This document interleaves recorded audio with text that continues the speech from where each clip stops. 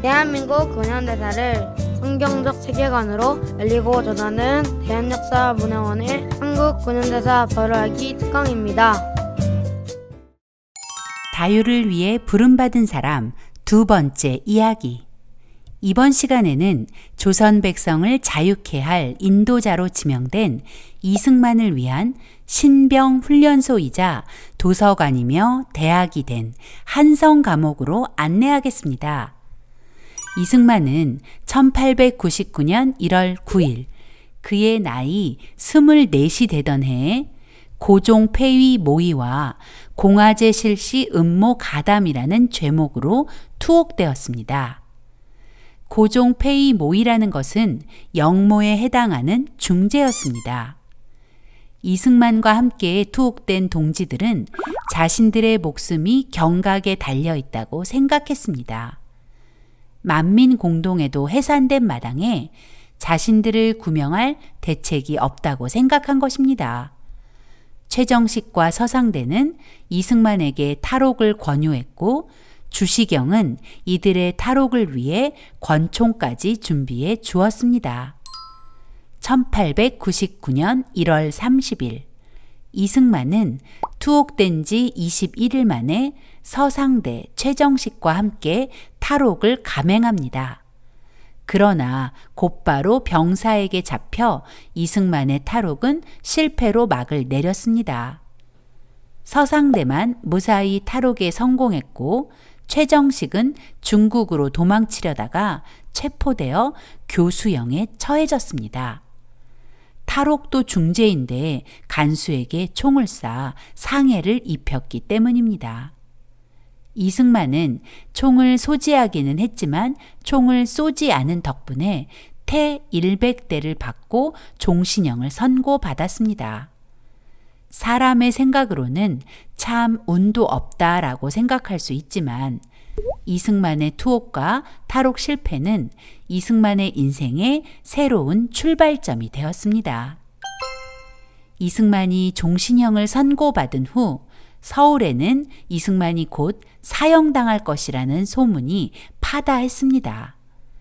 1899년 3월 19일자 황성신문은 그 상황을 이렇게 기록하고 있습니다. 풍설을 들은즉 이 씨가 인류를 면하기 어렵게 되었다. 기왕의 조칙 중에 미결수는 판결할 때에 감 1등하라 하셨으니 법관들이 조칙대로 시행할 지경이면 이 씨의 누명을 보존할 듯 하다더라.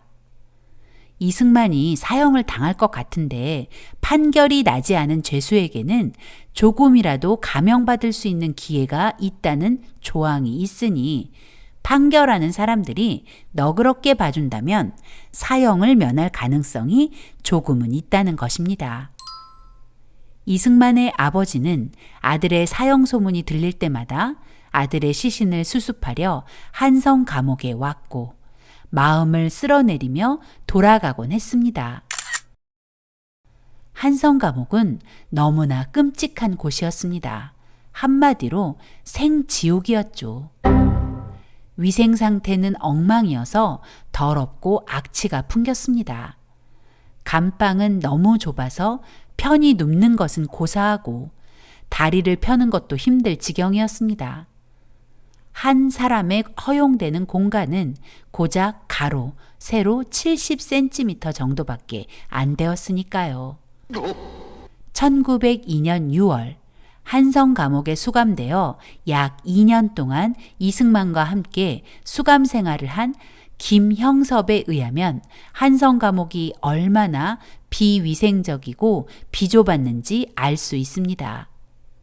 김형섭이 처음 한성 감옥에 투옥되던 밤, 김형섭이 마주한 감방은 악취가 진동하여 문틈을 통해 숨을 쉬어야만 버틸 수 있었습니다. 또 아침이 되어 감방 안을 둘러보니 감방 한 칸에 50여 명의 사람들이 진흙 속 뱀장어처럼 벌거벗은 채로 앉아서 잠을 자고 있었다고 합니다. 뿐만 아니라 한성 감옥은 날마다 무서운 고문이 이어졌습니다. 특별히 정치범들에게는 너무나 가혹한 곳이었습니다. 정치범들은 대부분 긴 칼을 목에 메고 발에는 족쇄가 채워져 있었습니다. 더구나 논리도 없이 막말을 뱉어내는 일반 잡범들 사이에서 느끼는 모욕감은 이승만과 같은 정치범들을 더 고통스럽게 했을 것입니다. 에디 선교사의 글을 보면 한성 감옥에 수감된 정치범들의 고통을 짐작하게 합니다. 그들의 감옥이란 이루 형언할 수가 없다. 자백을 받아내거나 남을 연루시키기 위해 자주 고문을 가하고 그곳엔 죄수들의 인권은 존재하지 않았습니다. 또 정치범들은 흉악범, 무례한들 속에서 간수들과 동료 잡범들에 의해 잔인하게 취급받았습니다. 즉, 정치범들이 겪는 고문은 죽음의 고통이었습니다. 비위생적인 한성 감옥은 벌레가 득실거렸습니다. 특히 빈대가 많았죠. 김형섭의 증언에 의하면 나를 고통스럽게 한 것은 칼의 무게가 아니라 발끝에서 목까지 온 몸에 기어오른 빈대의 물이었다. 빈대는 온몸이 온통 빨갛게 부풀어 오를 때까지 피를 빨아먹었다. 그러나 칼과 형틀에 묶여있던 나는 방어할 방법이 없었다. 가끔 나를 불쌍히 여긴 간수들이 빈대무리를 내 몸에서 쓸어내 주었지만 빈대는 사라질 리 없었다. 무관학교 출신인 내가 빈대들의 공격에는 항복할 수밖에 없었고 나는 다만 죽기를 바랬다고 합니다. 한마디로 이승만이 마주한 한성 감옥은 차라리 죽음을 바라게 되는 곳이었습니다. 17개월 동안 나는 10kg 정도의 무게의 나무로 만든 형틀 칼을 목에 걸고 있었고 두 발은 족쇄에 묶이고 양손에는 수갑을 찬 상태로 앉아 있어야 했다. 다른 죄수들은 여러 차례 몰래 들여 아침 신문에서 내가 밤사이에 처형되었고 내 부친이 내 시신을 찾아가 묻기 위해 감옥소로 왔다는 기사를 눈물로 읽어주곤 했다. 사형 선고를 받은 한 살인자가 나와 같은 나무칼에 묶여 있었다. 어느 날 아침 형무소 문이 갑자기 활짝 열리더니 간수와 사형 집행인 그리고 순검이 감방 안으로 뛰어들어왔다. 모두들 나를 쳐다보았고 나는 사형 집행인에게 인도되기를 기다리고 있었다. 그러나 그들이 나무칼을 풀었을 때 그들은 살인자를 데려가고 나를 다시 묶어두었다. 내가 다음 차례일 거야 라고 내 자신에게 말했고 내가 빨리 죽어 이 고통에서 벗어났으면 하고 바랬다. 이승만의 마음은 가난할 대로 가난해졌습니다. 신문과 만민공동회를 통해 조정을 신랄히 비난하던 이승만은 이제 온데간데 없었습니다. 한성 감옥의 극한의 환경과 고통 속에서 언제일지 모르는 죽음에 대한 두려움과 공포는 이승만을 가난한 마음의 소유자로 만들었습니다. 어두운 감옥 속에 가두었을 때 나는 두려워 혼자 이런 생각을 했다. 나는 이 세상에 있는 것이 아니다. 조금만 있으면 다른 세상에 갈 터인데 저 외국 사람들이 나에게 말해준 예수를 믿지 않았기 때문에 그 세상의 감옥에 가 있게 될 것이다. 그때 나는 그들이 말하던 예수를 믿지 않고 있었다. 그런데 내가 어디선가 들었던 말이 떠올랐다.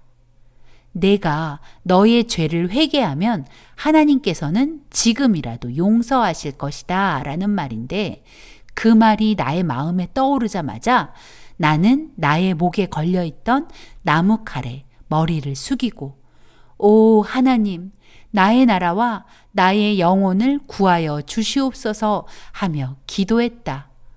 이승만은 두려움과 절망 속에서 선교사들의 설교가 떠올랐고 자신의 한계를 고백하며 기도하게 된 것입니다. 자신도 모르게 이런 기도를 한 이승만은 하나님에 대해 알고 싶어졌습니다. 이승만은 에비슨 선교사에게 영어 성경을 부탁했습니다. 에비슨 선교사는 에디 선교사를 통해 신약 성경을 반입해 주었습니다. 이승만은 성경을 받고 너무나 기뻤다고 합니다.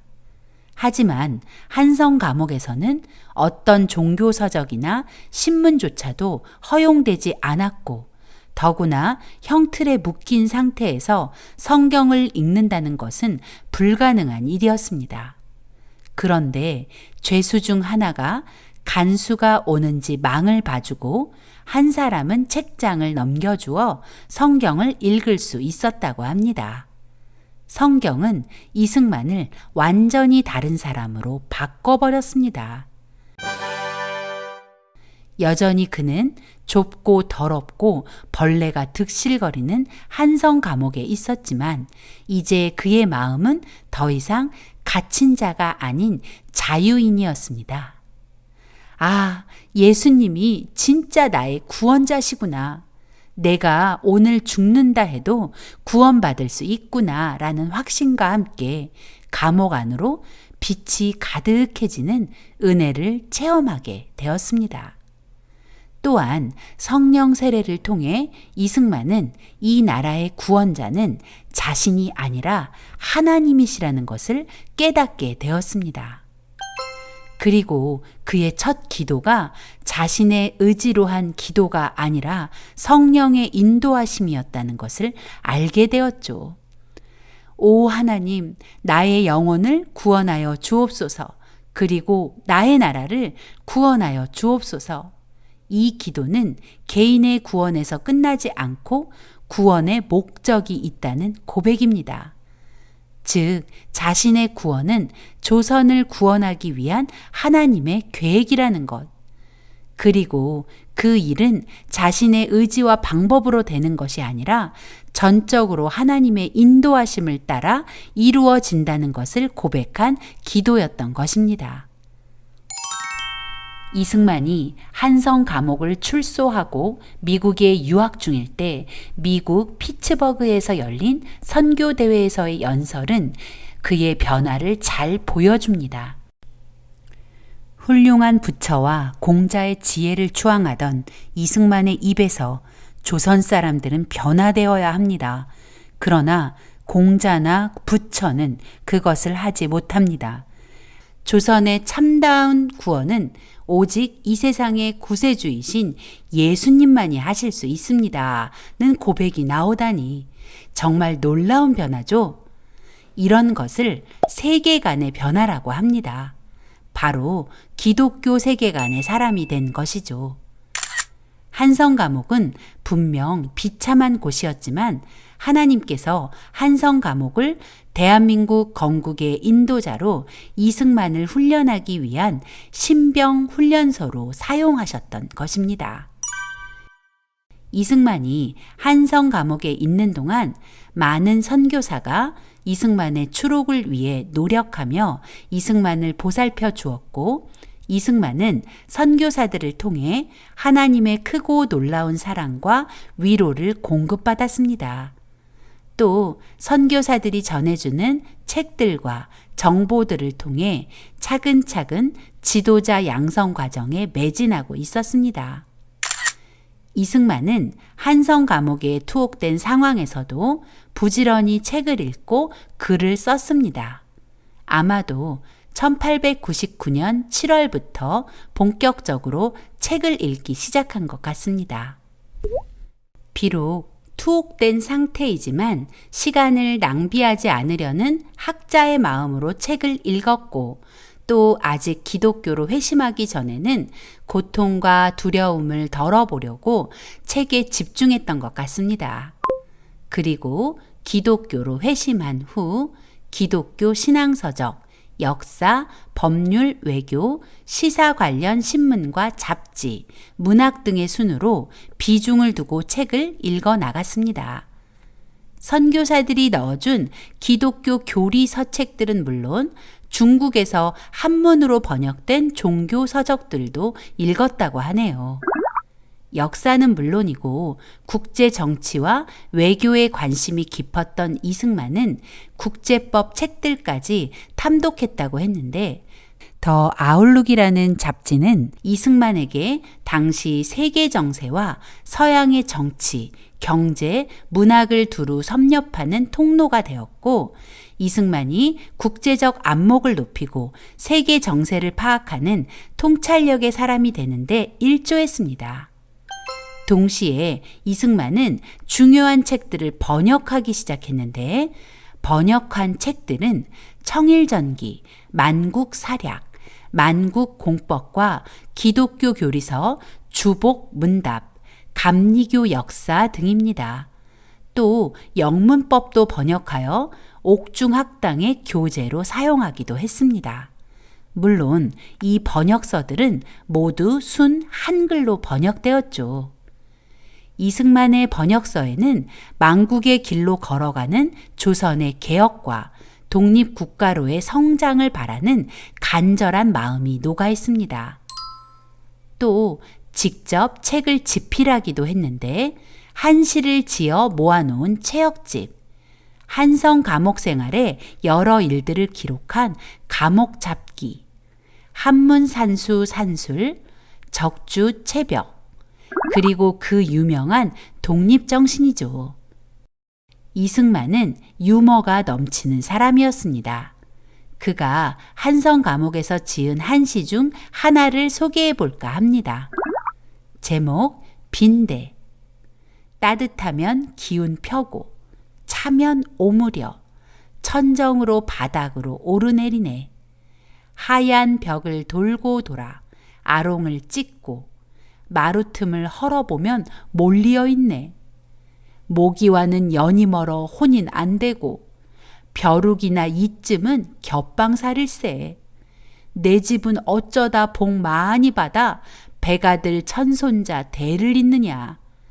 왜 그가 빈대라는 시를 지었는지 굳이 설명하지 않아도 아시겠죠? 이승만은 사소한 상황들을 기록하고 고통을 유머로 바꿀 줄 아는 사람이었습니다. 뿐만 아니라 제국신문과 신학월보에 꾸준히 기고하며 망해가는 조선을 깨우려 했습니다. 특히 신학월보에 기고한 두 가지 편벽된과 교회 경략의 핵심 주제인 기독교 입국론은 후일 대한민국 건국의 기본 정신이 되었죠. 또한 이승만은 우리나라 최초로 영안사전 편찬을 시작합니다. 아펜젤러 선교사가 넣어준 웹스터 영어사전과 일영사전을 보며 단어 하나하나를 정리해야 하니 일본어 공부도 저절로 되었다고 합니다. 그러나 그 사전은 A항에서 시작해서 F항 중반에 중단되고 말았습니다. 그 이유는 1904년 2월 러일 전쟁이 발발하자 독립정신을 지필해야 했기 때문이죠. 신흥우는 이승만을 위해 빨간 물감을 몰래 반입시켜주며 이승만이 글을 쓸 수 있도록 도움을 주었고 1900년 2월 한성 감옥에 새 서장으로 부임한 김영선은 이승만이 많은 책을 읽고 글을 집필하도록 보호자가 되어주었습니다. 이런 사실들은 오랜 벗 신흥우의 증언으로 확인할 수 있습니다. 그 당시 감옥은 곡식 창고를 개조한 것이었는데 흙바닥엔 돗자리를 깔았고 겨울엔 난로를 주지 않아 죄수 각자가 이불을 가져다 썼다. 글을 쓸 수 있는 그 무엇이나 책은 일체 못 들여오게 되어 있었지만 간수들은 우리 일을 묵인해 주었다. 우남은 일영사전을 가지고 있었고 아펜젤러와 벙커씨는 잡지 뉴욕 아웃룩과 독립신문을 들여보내 주었다. 죄수들은 일척직경쯤 되는 항아리를 가질 수 있었는데 이승만은 그 항아리를 눕혀놓고 그 속에 몰래 들여온 양초를 켜놓고 공부를 하곤 했다. 간수들이 올 때는 항아리를 벽 쪽으로 돌려놓으면 불이 보이지 않았다. 이승만은 그러면서 영어를 공부했다. 미국 잡지들이 그의 교과서였다. 그는 붉은 물감을 몰래 들여와 잉크를 만들어 낡은 잡지에 붓 글쓰기 연습도 하였다. 그리고는 눈을 감고 잡지에서 읽은 문장들을 외웠다. 그는 사전에 있는 영어 단어를 모두 외우는 것이었다. 이승만은 절망의 상황에서도 시간을 허비하지 않았습니다. 특히 그가 기독교로 개종하고 난 후 그는 더 열심히 공부하고 자신이 깨달은 바를 글로 옮겼습니다. 그리고 하나님께서는 이승만을 위해 곳곳에서 그를 도울 사람들을 보내셨고 그들은 이승만의 성장을 돕고 격려했습니다. 조선의 개혁을 위해 투사처럼 달려가던 이승만. 그가 한성 감옥에 투옥되면서 매서운 그의 눈빛과 전투적 말들은 사라졌고 이제 그에게는 두려움과 절망만 남았습니다. 그러나 그때 그의 일생에 놀라운 변화를 맞이합니다. 바로 기독교로의 개종입니다. 한성 감옥은 절망의 장소가 아니라 이승만을 위한 신병 훈련소, 대학, 그리고 도서관이었습니다. 하나님께서는 절망의 구렁텅이처럼 보이는 한성 감옥에 이승만을 몰아넣고 대한민국 건국의 인도자로 철저히 훈련하기 시작하신 것입니다.